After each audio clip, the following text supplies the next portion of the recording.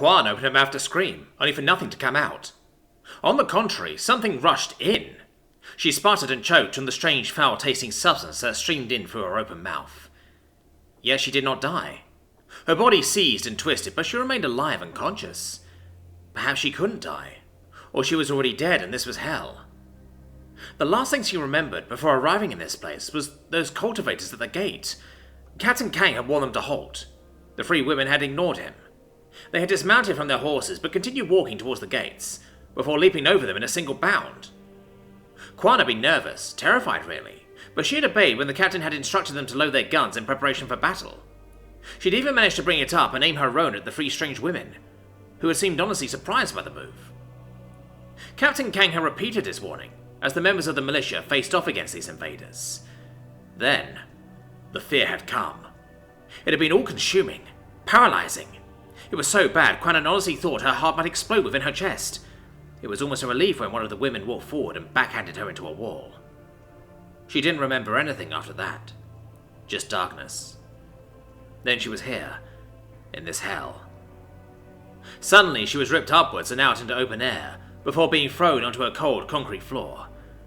Alright, that's the last one. The transition had not been gentle. Not at all. Confused and cold, the militia woman looked around. At first she had thought she was in the apartment, but a moment's observations precluded that. The apartment was warm and inviting. The architecture here was superficially similar, but more cold, utilitarian. Further investigation also showed that she was not alone. Other people lay scattered around the room, people she recognized. Other members of the militia, all of who were just as cold, naked and confused looking as her. Then she looked up, and her blood turned to ice as she saw who had ripped her from the pool. The Overseer was here, clad in his massive armor. He loomed over all of them like some kind of inhuman metal demigod. Alright, you sad sacks. His booming voice was a harsh rumble, like two boulders grinding against one another. Do you see that goop that's all over you? That's called panacea, a healing agent that I have strictly limited amounts of. The stuff covering you right now was my personal stock. All I had left. As I am now, if I suddenly lose, an arm tomorrow, I can't grow that back. Kwan's mind was slowly catching up. She must have been wounded when the invading cultivators had hit her. And the Hymn Master had used a precious resource to save her? All of them? As you might imagine, that reality is rather displeasing to me. So please, rest assured that when I say that I'm in a bad mood, I mean it. She knew she should have been thankful that the man had saved her, and she was. Unfortunately, that took a firm backseat to just how terrified she was of him. So please, don't beat around the bush, don't bullshit me. Tell me straight up why, when 3 hostile cultivators rocked up to my town, none of you even attempted to stop them? Not one of you fired off a shot from the very expensive tools I provided you with? Kwan hung her head in shame. An act echoed around the room. The truth was she had no answer to give. She had tried to do as she'd been instructed, to repay the Overseer's efforts on behalf of their town with loyal service. But she'd been so afraid. It was all she could think of, like a rabbit that froze before the wolf rather than continuing to run. The fault is mine, sir. The Overseer's head turned towards the speaker with deliberate slowness. Is it now? Kang stood tall, naked as the day he was born. He appeared to Kwan as a man amongst men in that moment. The old guard didn't flinch as the Overseer's intimidating mask strode over to him. While as captain of my militia and the man in charge at the gate that morning, I'm inclined to blame your subordinates' failures on you. Unless you order them not to defend themselves, I think I can spread the blame to the lower ranks as well. Kang was unruffled. That only doubly compounds my failure, as a captain and their trainer. That made the Overseer pause. Explain. He spoke in a tone that brooked no argument. It was the angriest Kwan had ever seen the bizarrely jovial cultivator. Yet Kang remained unfazed. The cultivators deployed their killing intent, sir. Something that rendered the militia defenseless. As the trainer and commander, I didn't account for it. Killing intent? Yes, Kang nodded. As guardsmen, we are trained to resist it, for exposure. It is the first step in guard training, as it weeds out those weak enough that they may never resist it. The cultivator's voice was dangerously quiet when he next spoke, and Kwan worried Kang might not be long for this world. And you didn't bother with this step because? He didn't flinch, though. I had thought we would be fighting spirit beasts alone, which, while capable of killing intent, is rarely so directed as that of a cultivator's. Fuck. The words came out as a harsh hiss from the Overseer's helmet. So you mean to tell me that my guard force is effectively defenseless against any cultivator that might show up? Kang did not hide or obfuscate. It is. The Overseer's arm lashed out, so fast that Quan barely saw it move. Yet when it found its destination, Kang was left unharmed. Instead, the Overseer's hand had created a fist-sized dent in the wall, just over the mortal's head. Kang, fix this. I will, the man bowed, all the way to the floor. I thank the Overseer for his mercy and beneficence. The cultivator shook his head. Save it. I just want this problem solved. I assume you'll need a cultivator for this exposure training? From his bowed head, Kang nodded. Help him. Quan had barely noticed the presence of the second cultivator in the room, stood in the shadows as she was. When she finally stepped out of them, her face was pasted with a sneer. One aimed at all of them. It will be my pleasure, Master. The man in question nodded. Good. Now all of you, out. Despite being totally naked, Quan was thankful for the opportunity to escape as she stood up along with the others. They were almost out the door when the Overseer spoke again, not even turning to regard them when he did. Wait, Kang? Yes, my lord. What's the dropout rate for failures? Those who can't adapt to killing intent. Kang cocked his head in thought. 1 or 2 per training batch, so about 1 in 20. Silence reigned. Nope, I can't afford that. Not after the investment I put into all of you. Especially not with trouble headed our way. I need every gun I can get. He turned to look at them. If someone breaks, just keep going until they unbreak. Or break permanently.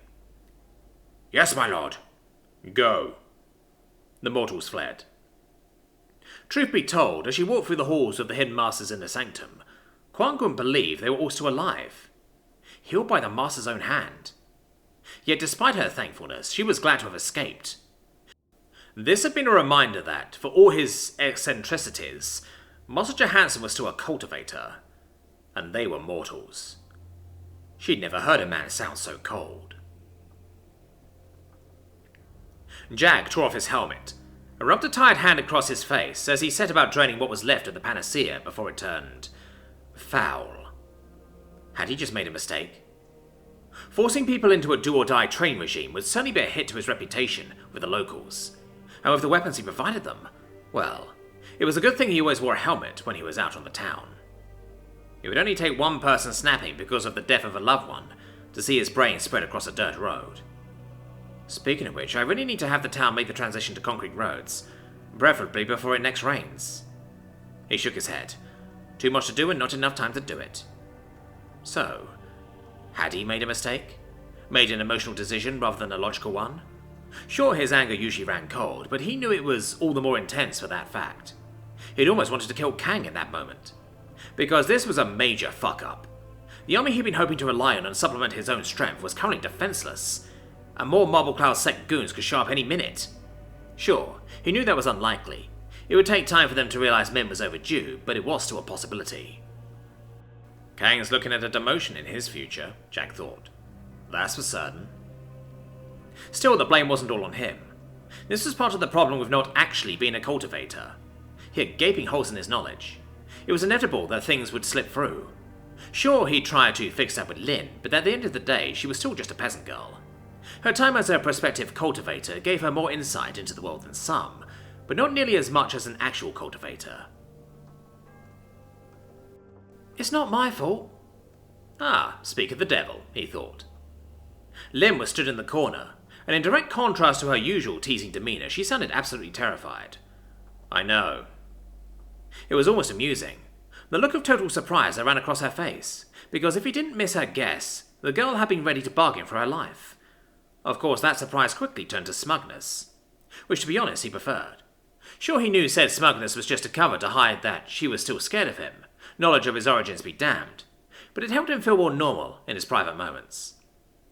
More to the point, he felt that smugness was becoming more real with each passing day, that he didn't, well, kill her for her insolence.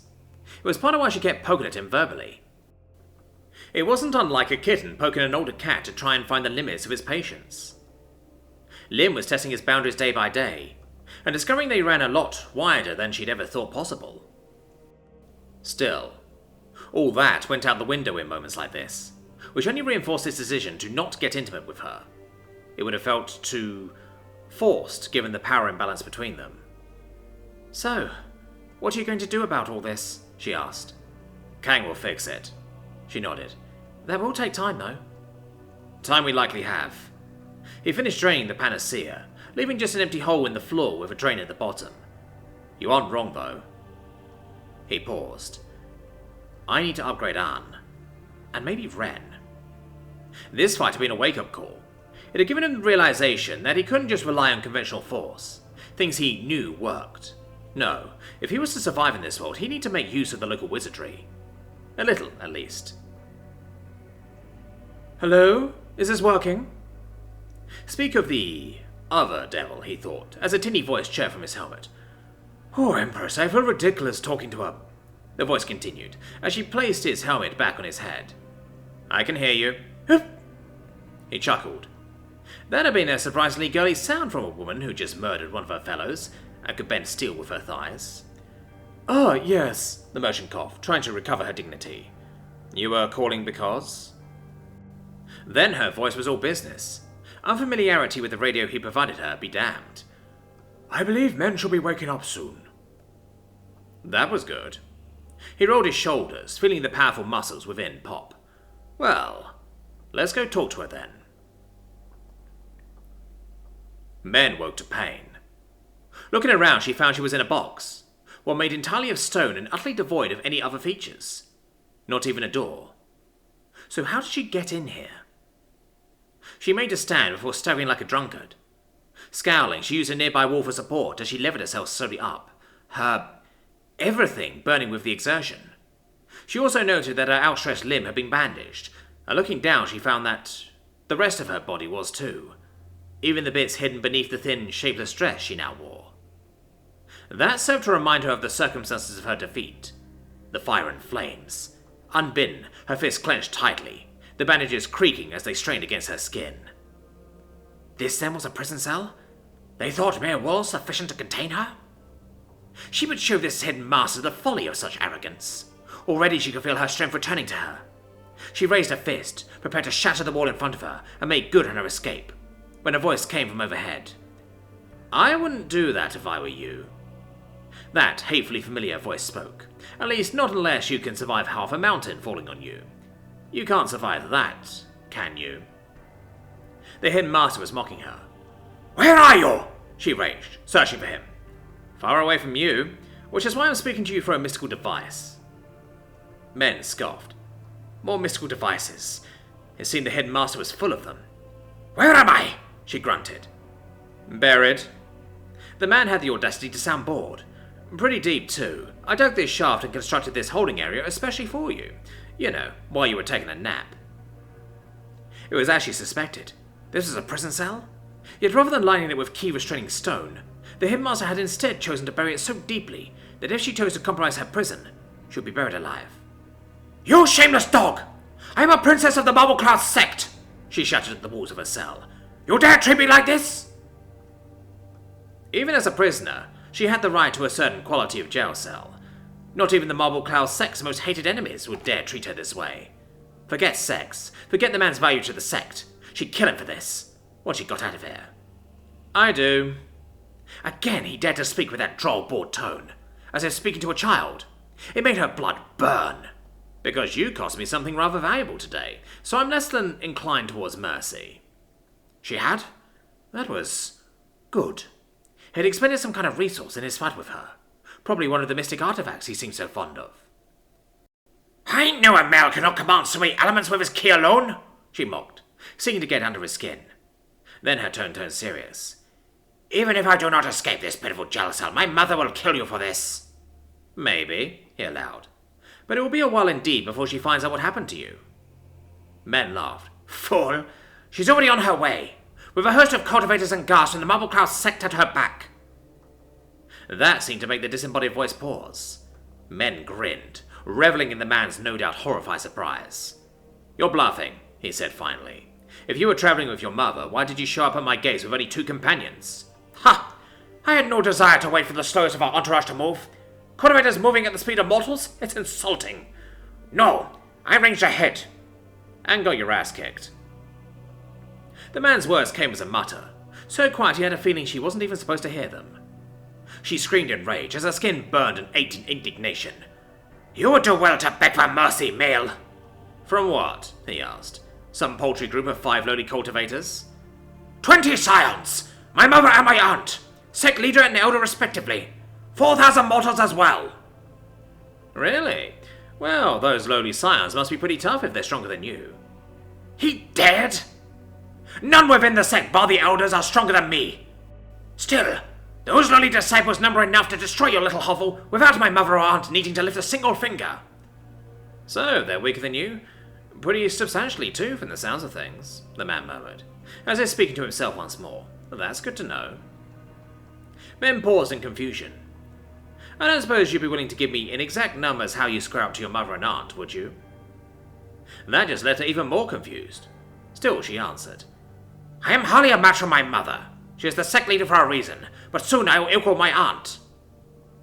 Once more, the voice paused, and for just a moment men thought that he had finally come to realize just how doomed he was. Perhaps his next words would be a desperate plea for mercy. One she would not grant, not after what he'd done to her, and her boon companions. However, his next words were not a plea for mercy. If anything, he sounded contemplative. Maybe. We'll never know, because you met me first. Men frowned as the man's last words were finished with a strange click. After another few minutes passed and no more words came forth, she realized he had turned off whatever mystic device he had been using to speak with her. A shame. She would have liked to elucidate him more on how doomed he was. As it was, she needed to get to work, meditating to recover her strength. She would not wait for her mother to rescue her. No. She would marshal her power and tunnel it back up to the surface in a single leap. She just needed to gather her strength. She was just settling down to meditate when she heard a series of clicks when the walls around her. What is? Then her world became fire.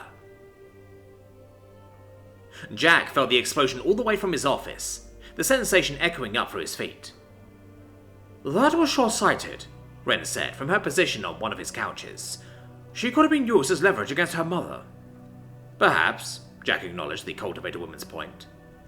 It was possible he'd just made a mistake. He wasn't a strategist, after all. Still, it wasn't like he'd done it for no reason.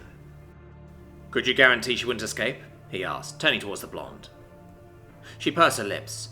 No, not with the resources on hand. And did you have any means to restrain her?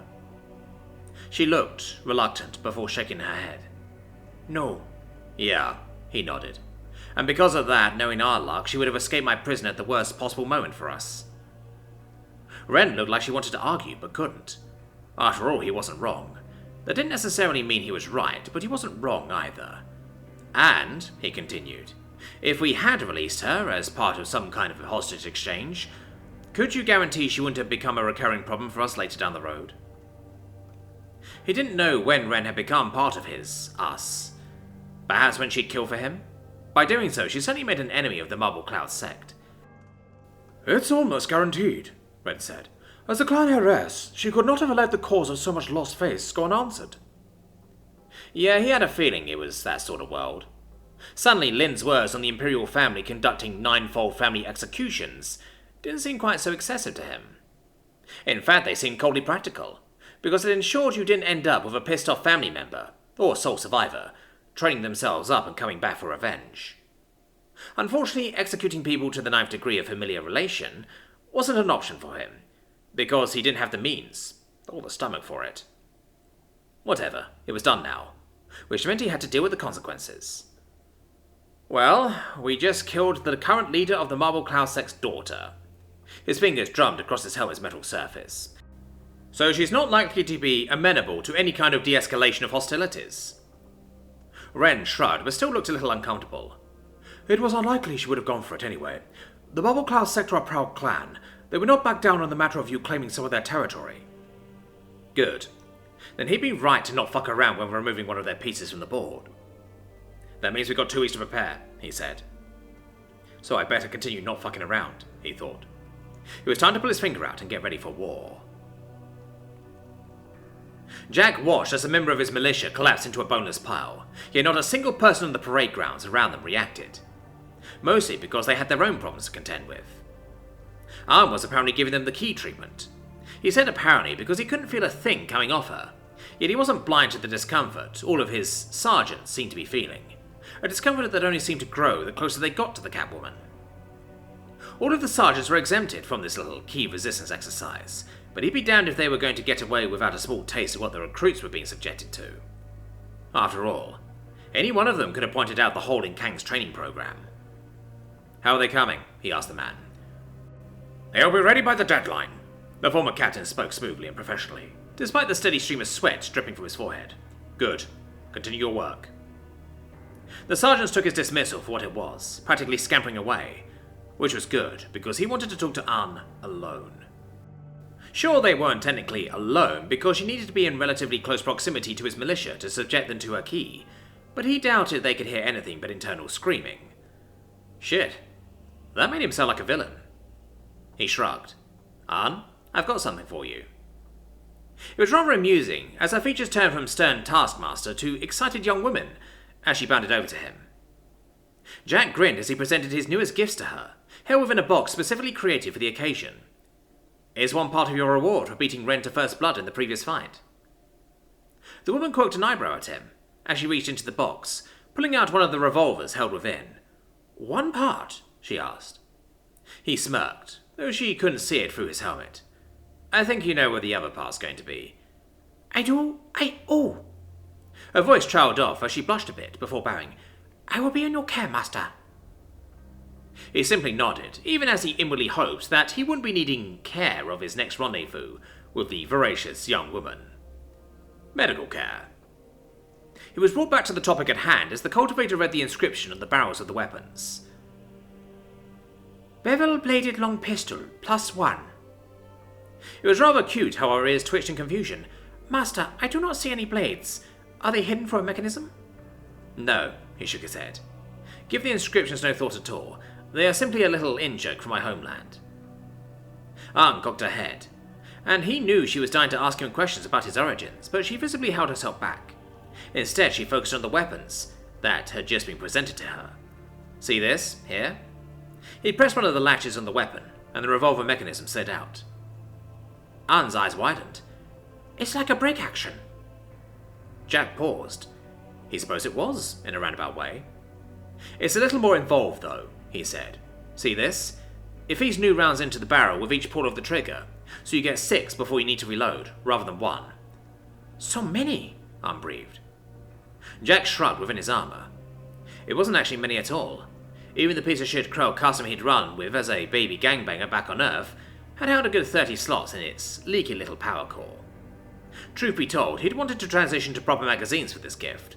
The problem was that, while the magazines themselves were simple enough, the exact mechanism of a shot cocking a new round escaped him. He knew it could be done. He also knew it would be blindingly obvious when he figured it out. He just had to figure it out, which meant more time searching for examples of those weapons in action, which was more complex than one thought, because putting the words firing mechanism or anything similar into his suit's search function invariably resulted the AI locking him out, with a warning that his immediate supervisor would be warned about his actions once contact with a convoy was re-established. Which would never happen, so he wasn't too worried about it. Still, it made searching for stuff to copy more difficult. Come on, I'll show you how to load, fire and clean it. He summoned something new into his hand. These are called speed loaders. You can manually load each new bullet, but I think you'll find it's much faster. The rest of the hour went much like that, with Anne reveling in the use of her new toys.